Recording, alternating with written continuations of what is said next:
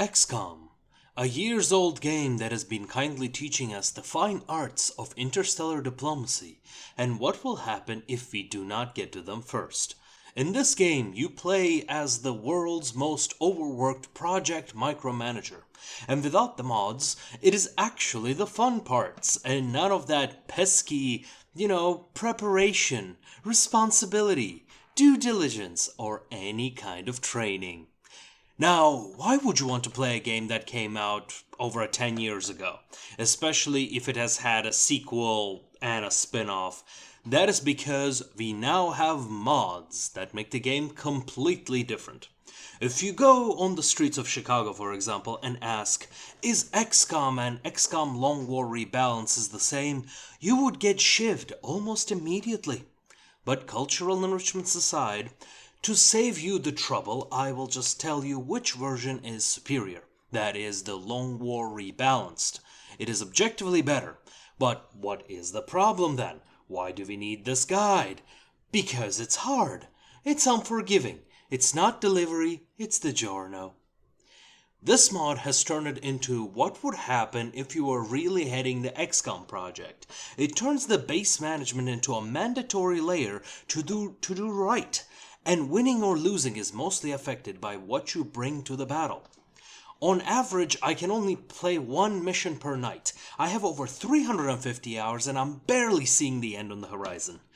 I love it. I have never been so immersed in a mod that turns your game into a goddamn job. It adds new mechanics, new abilities, that makes it truly the Cuphead of strategy games of Doom/Animal Crossing and Office Work Simulator.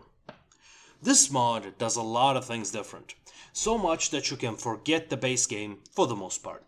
In fact, if you play this game like you played the base game, your soldiers will die, and die, and die, very painfully. So, what is new in general? First off, new mechanics. Overwatch is no longer the I win button and you need to be seeing the enemy to use it, and you can only overwatch the enemies that you're seeing.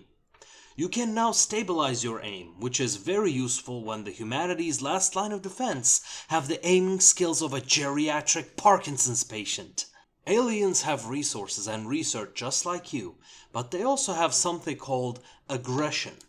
If you piss them off enough, instead of abductions, they will go for terror missions. Basically, more things to ruin your day. When they have a lot of resources and low aggression, they can infiltrate a country and make them leave the council immediately. I'm gonna make them an offer they can't refuse. So if you have a country leave the council while it had no panic, that's what happened. Also, I should mention you get one mandatory one to progress the story. That one happens just about on the first or second month, so don't worry about that. On the bright side though, you can now repeat the alien base assault mission to bring that country back to the council.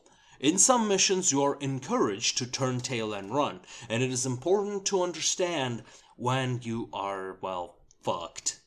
If you're not properly equipped for things such as UFO landings and crashes, they will just raise the panic a bit and you can still snipe a few dozen aliens before you need to run. Your soldiers now require time off, otherwise they'll lose action points and you will probably get in trouble with the Soldiers Union. We got new abilities, new classes, old classes completely rebalanced. Now you got classes that literally cheat multiple shots per turn. Hell, the scout class is literally built around unloading his entire magazine in a single turn. The game's complexity forces you to use lots of mechanics you did not need before. Suppressive fire used to be something I had ignored in the base game. Now I never leave the house without it. Remember you had to 1v1 UFOs, now you send entire plane squadrons, where you need to learn about what type of UFO are countered with what type of weapon. In truth, there is a simple nuclear solution.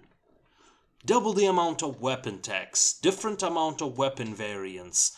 Like, do you want to do more damage and accuracy, or would you rather have your suppressive fire affect all adjacent enemies, as well as your target? And weapon attachments, and if you think you can just ignore those attachments, for the most part, yes. But may God have mercy on you if you forgot a scanner or a gas grenade.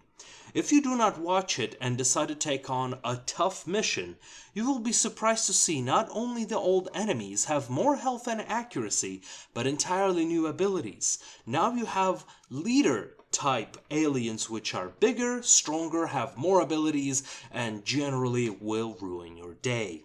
They have new behavior, new AI, and if you did not make your move based on all of these factors, you will find that your fancy new armor is as effective as an extra layer of tissue paper if you're caught unaware. The game is much longer and better because it is now made by people who actually gave a damn about the game rather than Bobby Kotick's army of slaves. Is it good in whatever year you're playing? Yes. Fortunately, every one of those things that I have mentioned that will ruin your day have multiple ways of dealing with them. So strap in as I will teach you all the aspects of the game you need to know with all the spoilers there is.